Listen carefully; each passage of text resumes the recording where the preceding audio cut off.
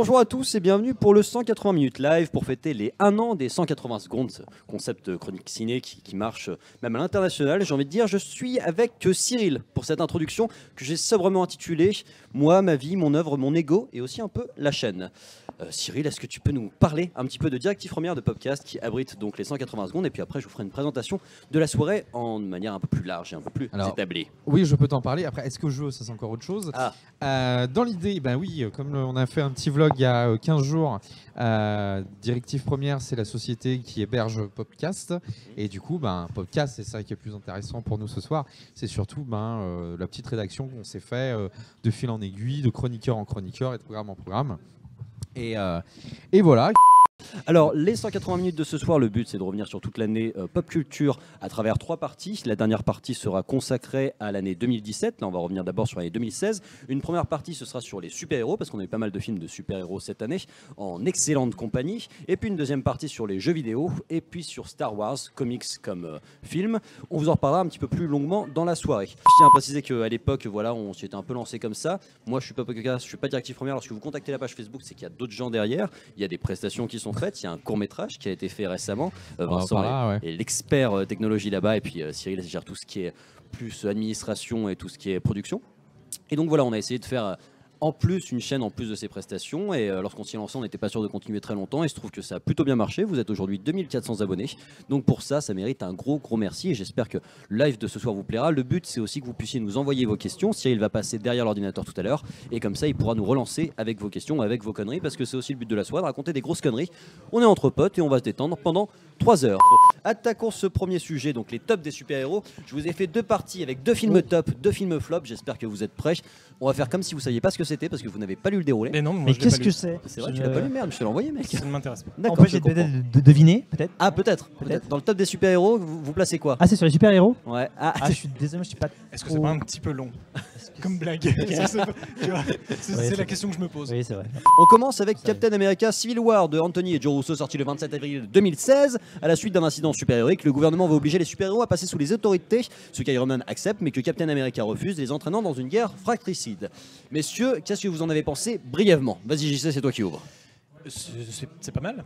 C'est pas mal parce que je sais pas, c'était sorti en début d'année, je crois que c'était au mois de Avril. Non, l'intrigue est cool. Ça se laisse vite prendre, on se laisse vite prendre par le truc. En plus, c'est le 3, le 2 était assez sympa. J'ai une petite réserve, je sais pas si Vas-y, je sais pas si je la déflore Attaque tout de suite ou pas. Déflore-moi ça. Il y a un petit côté quand même très formaté de chez Marvel qui a tendance à agacer, sur lequel on pourra peut-être revenir plus tard. C'est pas le genre de la maison, c'est Cela dit, je trouve que le 3 réussit quand même à sortir un petit peu de ce carcan-là. C'est-à-dire que le 3 se tient assez bien tout seul. L'intrigue se suit pas mal. Il y a des scènes d'action qui sont vraiment stylées parce que Captain America, quand il colle des droites, c'est cool, c'est vraiment péchu et il se passe quelque chose. Ce qu'ils n'avaient pas réussi à faire avec le premier Captain America où il était quand même un petit peu mou, là il est quand même vraiment badass. Et avec cette scène sur les muscles de Captain America, c'est vrai. C'est impressionnant. Le seul problème que j'ai avec le film, indépendamment du côté formaté de Marvel, c'est que je trouve qu'il n'y a pas vraiment de scène ultra mémorable. À part le moment où ils se battent dans l'aérodrome en fait. C'est-à-dire qu'à part cette scène-là, si tu repenses au film, tu ne repenses pas à des plans vraiment iconiques ou à des moments vraiment particulièrement intenses. Ça reste quand même, je trouve que le film reste assez flou sur ce qu'il y a autour de ce moment de baston vraiment intense.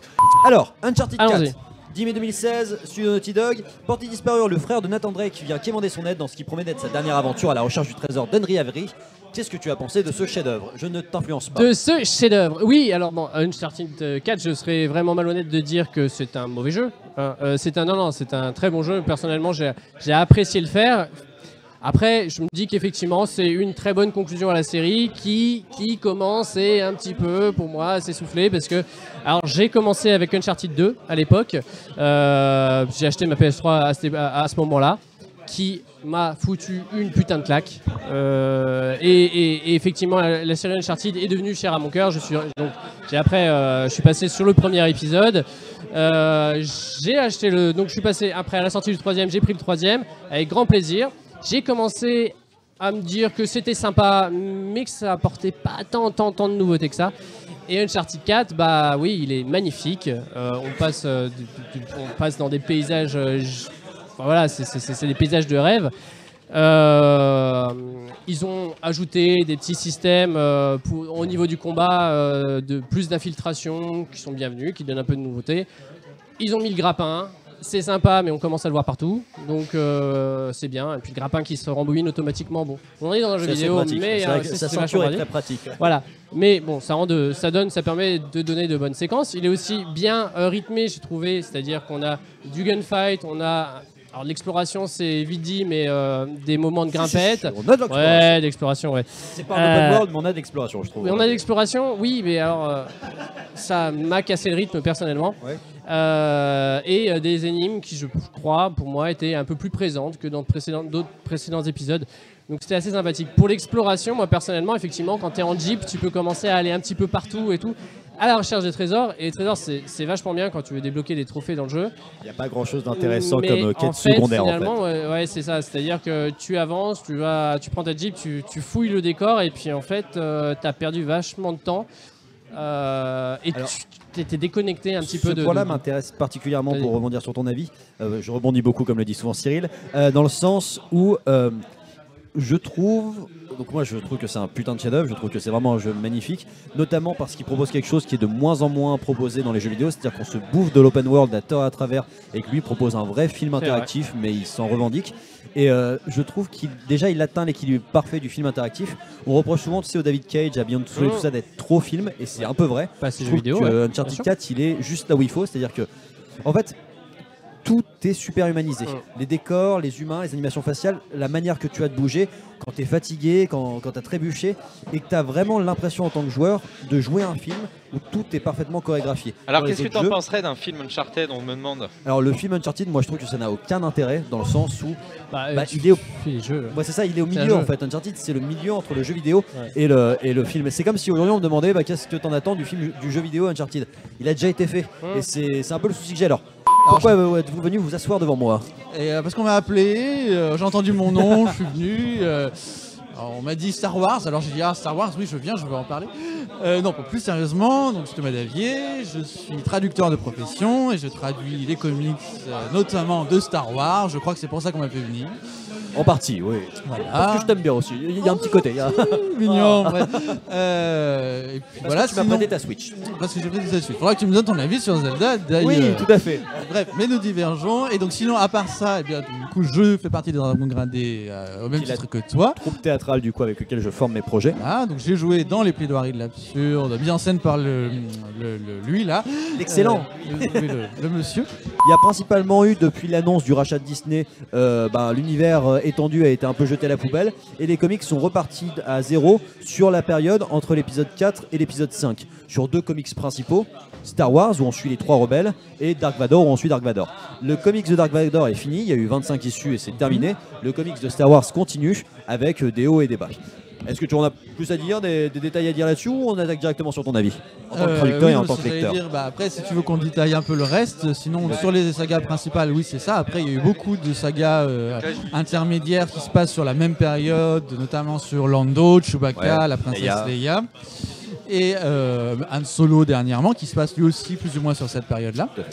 Concentrons-nous sur les histoires principales là et puis après on débarque. Et je voulais juste préciser au passage que tu as aussi quelques séries qui se passent sur d'autres créneaux scénaristiques qui commencent à remplir au même titre que certains romans le fossé qu'il y a entre le retour du Jedi et le réveil de la Force. Ce qui est l'un des plus gros soucis du film de mon point de vue. Et donc du coup on a la série Podemron qui fait partie de cette... qui lui est vraiment tout à la fin. On a eu aussi une série qui était juste après l'Ordre du Jedi qui s'appelait Shattered Empire, qui est très jolie aussi, qui est très jolie. Ah c'est beau, ça ne raconte rien mais c'est beau. Très joli, ça peut en même temps. Non, par contre c'est vrai que c'est très beau. Mais ils vendent beaucoup sur cette période-là et pour l'instant on a peu d'infos. De la même façon, on a aussi le comics sur C3PO qui en France je crois a été intégré à Pokémon. Le pourquoi il a un bras rouge, je suis sûr que ça vous passionne. Et même on va voir Star Wars Battlefront 2 en jeu vidéo qui va se passer entre le 6 et entre le 7. Oui, j'ai vu qu'ils allaient nous faire une campagne solo scénarisée qui a l'air assez intéressante. Pour le coup la bande-annonce c'était plus sympa que celle du 8 donc on en parlera tout à l'heure. Je suis donc le créateur de l'émission Metallica que j'ai créée il y a à peu près un peu plus de 3 ans maintenant. Et à la base c'est juste une émission de découverte, on va dire, de la musique métal et du monde du métal, ce qui l'entoure en général. Et ça s'adresse vraiment, à l'inverse de pas mal d'autres chaînes métal françaises sur YouTube, ça s'adresse vraiment aux gens qui en écoutent pas en fait. Confirme, j'ai découvert la chaîne pour l'occasion et c'était super intéressant parce que effectivement j'avais pas l'impression de pas diter un mot mais au contraire de m'expliquer calmement. Bien évidemment tous les liens seront disponibles soit pour la rediffusion, soit même maintenant sur Twitter, vous pouvez trouver en tout cas. Voilà, franchement allez voir parce que pour quelqu'un qui consomme pas beaucoup de métal, franchement juste dernièrement on en parlait, la trilogie sur les instruments. Justement, cette petite vidéo sur la batterie qui m'a beaucoup plu. Est-ce que tu peux nous présenter tes différents concepts? Je sais qu'il y a différents concepts sur la chaîne. Sur ma chaîne, j'ai l'émission Metallica de base, donc ça c'est, je vais traiter d'un sujet, on va dire entre guillemets généraliste, quoi. Donc genre j'ai fait un épisode sur les concerts, j'ai fait un épisode sur la musique classique avec le métal. J'ai fait des épisodes sur les instruments, j'ai fait des épisodes sur les différents styles de métal, etc. Et à chaque fois, donc je décortique un petit peu le sujet. Souvent c'est plus du survolage, c'est pas vraiment de l'analyse poussée, etc. C'est vraiment c'est de la découverte, quoi. C'est pour montrer aux gens que ceci existe et je leur montre et ils vont se faire une idée après eux. Je mets quelques extraits musicaux, vidéos, etc. et ils peuvent se faire une idée. Après j'ai créé une émission qui s'appelle Made in France où là je parle de chaque épisode, je parle de 3 groupes français, 3 jeunes groupes pas très connus. Pour permettre de leur donner un petit peu de visibilité, vu que j'ai acquéri avec la chaîne une certaine visibilité avec le temps. Super fort, carrément. Du coup, j'en profite pour faire une petite vitrine, on va dire, à des groupes qu'on m'a conseillés. Souvent, il doit y avoir peut-être 3 groupes depuis que j'ai commencé les Made in France que j'ai mis moi parce que j'avais envie d'en parler, mais tous les autres, c'est des gens qui m'ont dit il faut que tu parles de tel groupe, c'est vachement bien, etc. Et effectivement, je vais voir et c'est vachement bien, donc j'en parle. J'ai fait des interviews aussi plus récemment là, depuis 1 an et demi à peu près, j'ai eu l'occasion d'interviewer des groupes comme Ghost, Steel Panther, Mirath, et donc voilà, c'est pareil, ça reste dans l'esprit de l'émission, toujours assez bon enfant, assez simple, etc. Et je demande aux gens d'expliquer un petit peu leur musique, nous parler un peu de leur groupe, tout ça, on a quelques questions un peu amusantes aussi dans les interviews. Et puis voilà, je suis en train de bosser sur une autre émission qui pour l'instant est top secrète, mais qui devrait sortir cette année. Et principalement du cinéma. En plus, tu m'as dit que ça te faisait plutôt plaisir de pouvoir donner ton avis sur la pop culture, ce que tu fais pas souvent au final. Oui, vu que j'ai une chaîne musicale, c'est un petit peu compliqué de prendre la parole sur d'autres trucs. Alors de temps en temps, je lâche un petit tweet ou un truc comme ça sur les réseaux sociaux histoire de dire. Mais c'est vrai que des fois, je suis un peu jaloux quand je vois des mecs, tu vois, genre le Fossoyeur, genre le joueur du grenier qui font des reviews de films et tout. Et je me dis, putain, j'aimerais bien dire ce que je pense aussi là-dessus, mais ça n'a rien à voir avec ma chaîne. Profite, tu as 40 minutes pour pouvoir en parler largement. Super, et c'est Lucas qui va guider le débat. Ouais, c'est parti. Alors, on va prendre tout simplement des sorties ciné dans l'ordre jusqu'à la fin de l'année. Et le premier film qui s'offre à nous, qui sort bientôt, c'est le 26 avril que sortent Les Gardiens de la Galaxie 2. Ouais. Alors voilà, c'est réalisé par James Gunn. Qu'est-ce qu'on peut dire sur le film? Dedans, il y a Chris Pratt qui est en plein boom, on peut le dire, depuis Les Gardiens de la Galaxie. Harrison Ford, j'ai l'impression, il est partout là. Voilà, c'est un petit peu ça. Et puis, alors voilà, le réalisateur, donc James Gunn, a déjà fait Les Gardiens de la Galaxie 1. Super, et il a participé, c'est important de le dire, à Scooby-Doo 2. Ouais, voilà, c'est voilà. Donc ça, tu le retires de ta filmographie. Non, je fais Gardien de la Galaxie. C'est bien, tu vois, ça montre que le mec est un peu éclectique, il a un panel. Honnêtement, là c'est du grand écart. Est-ce que justement pour ces Gardiens de la Galaxie 2, vous avez aimé le premier? Est-ce que vous attendez la suite? Est-ce que voilà, vous avez des craintes, des choses comme ça? À l'invité l'honneur. Oh, c'est gentil. La réponse est oui, j'ai beaucoup aimé le premier. Je me suis rematé il n'y a pas longtemps en plus et non franchement il est vachement sympa parce qu'il a un petit côté complètement décalé par rapport à tous les autres films de chez Marvel qui sortent et qui pourtant sont dans la même timeline et ça fait vraiment plaisir, c'était un peu rafraîchissant donc j'ai vraiment hâte de voir le deuxième, ce que ça va donner. J'ai réussi à me tenir un petit peu éloigné de tout ce qui était bande-annonce et tout ça, donc j'aurai une belle surprise mercredi je pense. Oui voilà, c'est peut-être le petit détail qu'il faut rappeler pour cette troisième partie, c'est que notre ami a horreur du spoil. J'ai fait un petit lien avec Grave tout à l'heure. Grave, c'est quand même un film qui est sorti cette année d'horreur français, réalisé par une femme. Qui venait de sortir son cursus, donc ça soutient d'autant plus pour ça. Quitte à parler un petit peu de femmes au cinéma, je me suis dit c'est peut-être le moment. Donc voilà, c'est bien fait, violente, quelque chose à te dire. Très bien. Bah, et du coup, on passe pour deux machistes connards, mais tu fais bien parce que. Non, mais ça fait un moment sur le chat, il n'y a pas de problème. Très bien. Est-ce qu'il y a des femmes sur le chat? Ah oui, beaucoup. Est-ce que tu peux donner mon numéro? Sauf s'il y a ma copine. Dans ces cas-là, tu le tais. Malheureusement, tu sais ce qu'a dit le juge, Ben. Ah, c'est déjà dit, c'était fini les affaires avec le juge. Voilà, le juge a dit les mineurs, c'est pas possible. Les preuves, elles ont disparu. Arrête, Ben, tout de suite. On enchaîne. Je vais appeler Bernard Cazeneuve. Alors le 12 juillet, et là on entre en plein dans l'été, c'est parti, Spider-Man Homecoming, réalisé par John Watts. Oui. Donc voilà, Tom Holland, Robert Downey Jr. C'est alors au niveau réalisation. Michael Keaton. Au niveau réalisation, j'ai pas trouvé grand chose dans son cursus, et surtout j'ai trouvé que le film d'horreur qui sort prochainement, qui s'appelle Clown, c'est de lui. Oui, alors on va peut-être pas s'étendre sur le réalisateur. Est-ce que c'est un Moi j'ai envie yes-man qu'il soit bien, donc je sais pas si ce sera bien, mais on va se taire. Qu'est-ce que tu en attends, toi? Bah, si Robert Downey Jr. dedans, c'est une valeur sûre. Hein. Vous avez envie de revoir Spider-Man au ciné? C'est une vraie question, parce que comme il y a eu 3 films, plus 2 films... C'est ça, en fait. Voilà, il y a eu tellement de reboots avec Spider-Man, et moi je suis toujours beaucoup attaché à celui de Tobey Maguire, les premiers là. Et du coup, il va falloir s'accrocher, je pense. Mais dans Civil War, je l'avais trouvé intéressant le perso. Il était sympa, c'était le petit côté, le petit comic relief qui fait plaisir, mais... Le Ven me fait passer un petit mot tout à l'heure. Il a beaucoup d'espoir pour Tante May, surtout. Il est plutôt chaud sur le film. C'était assez spécial. C'est peut-être le seul petit reproche que j'aurais à faire sur la partie Spider-Man de Civil War. C'est oui, d'accord, c'est vrai que quand t'as l'habitude de la vieille de 80 ans sur les films avec Tobey Maguire, tu te dis oula. Tu fais putain, je comprends qu'on la kidnappe. Tu vois, si on m'avait dit sans que j'ai vu le film, dis donc, il y a Robert Downey Jr. qui a dragué Tante May, je fais wow. Alors pour l'anecdote, il faut savoir que Robert Downey Jr. et Marissa Tomei qui jouent Tante May ont joué un film romantique ensemble quand ils étaient jeunes. Alors c'était à l'époque où Robert Downey Jr. n'avait pas encore été cocaïnomane et que Tante May n'était pas encore une milf, mais à l'époque ils se sont dragués, tu sais, il y a 40 ans dans un film, 40 ans j'exagère, mais du coup c'est trop drôle aussi comme rapprochement dans la scène. Quand ça a commencé, j'étais, dis donc vous avez pris dans la gueule les deux. Moi le sujet je m'en branle honnêtement, film de guerre de Nolan, c'est sur une bataille à Dunkerque. Alors là, il y a eu toute une affaire d'un Dunkerque, on en entend parler dans Reviens-moi, film avec James McAvoy et je trouve plus le nom. C'est sur le débarquement, mais effectivement dans la ville de Dunkerque. Où les Anglais ont été piégés et ça a été bordélique. Je connais pas trop l'histoire. Pas effectivement au moment où le débarquement s'est bien passé, Normandie, des choses comme ça. C'est le débarquement de l'ombre. Sur le tournage, donc j'ai un copain qui a pu être sur le tournage 2-3 jours. C'est quand même Nolan a bloqué la vieille ville de Dunkerque pendant 2 mois. Alors, est-ce que des gens allaient dans la vieille ville de Dunkerque même les habitants, tu vois. Il y a des gens qui habitent je sais qu'ils sortent beaucoup de chez eux parce qu'ils ont tous 75 ans, mais quand même. Voilà. C'est un tournage qui a demandé beaucoup de temps et d'authenticité apparemment.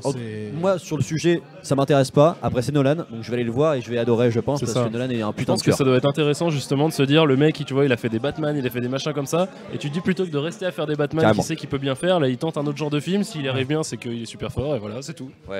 Amène à ça. Alors est-ce qu'on en parle de Lao et du kidnapping d'enfants par des vieux monsieur? Alors Lao est l'un des meilleurs films de Pixar, j'ai vu 7 fois l'ouverture. 7 fois j'ai chialé comme une merde parce que la musique est parfaite, parce que Charles Aznavour est un très bon comédien de doublage sur ce film et qui peut kidnapper autant d'enfants qu'il veut. Moi je détourne le regard. Vraiment kidnappé si. Et c'est l'enfant qui cherche. Il la guiche avec son sac Hello Kitty. C'est ce qu'a dit Marc Dutronc. T'avais déjà les cheveux pourris à l'époque ou... Oui, j'avais déjà les cheveux pourris. Ah oui, on peut en parler longuement. On en parlera bientôt de ces cheveux, vous inquiétez pas. Très bien, parce que j'ai une coiffeuse qui a voulu faire un génocide sur mes cheveux. Je crois qu'elle n'aimait pas mes critiques, je ne sais pas, ou qu'elle ne me connaissait pas. Elle t'a coiffé en 180 secondes. C'est ça. On va vous montrer comment ça se passe pour tourner une vidéo avec Ven. Tout d'abord, il y a l'échauffement. Si, le mec s'échauffe. Et puis, il n'a pas peur d'avoir l'air con, c'est ça qui est bien. Ensuite, le rituel du début. Ah, Ven et ses cheveux. Une grande histoire d'amour. Moi, je me change pas parce que si c'est la dernière. Faut que je reprenne.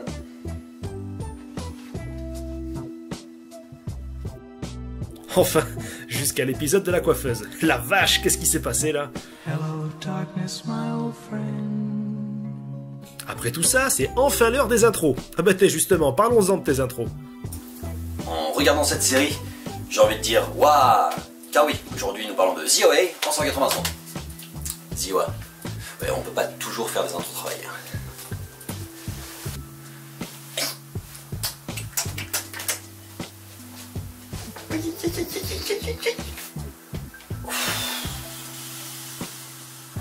Putain, je me suis pris un Iron Fist, c'est lequel? Car oui, aujourd'hui nous parlons de Iron Fist en 180 secondes. Je sais pas où t'as foutu tes clés, range aussi un peu... Non, t'es pas organisé. Non, tu trouveras pas ton cul avec une boussole. Et une carte. Mais quelle peur ce film, j'ai même pas envie d'en parler tellement. Je fais chier. Toute la séance, c'était un super... Bonjour à tous et bienvenue à Camping 3 en 180 secondes. Alors, question. Pourquoi les tortues ninja portent des masques? Parce qu'il y a d'autres tortues de 2 mètres qui marchent sur 2 pattes qui se baladent dans la ville? Pour conquérir le monde. Et c'est nul. Même quand on teste les micros, tu peux pas t'en empêcher. Hein. Vas-y, parle.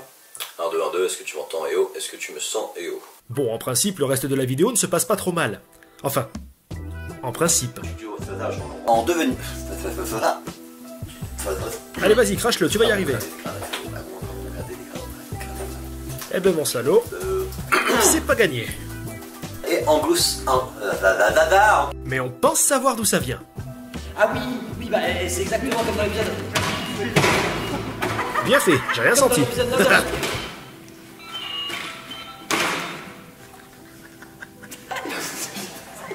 Pour finir, il ne nous reste plus qu'à te dire... Oh puis merde, tiens, le mot de la fin, il est pour toi. Ok, on est choucrane.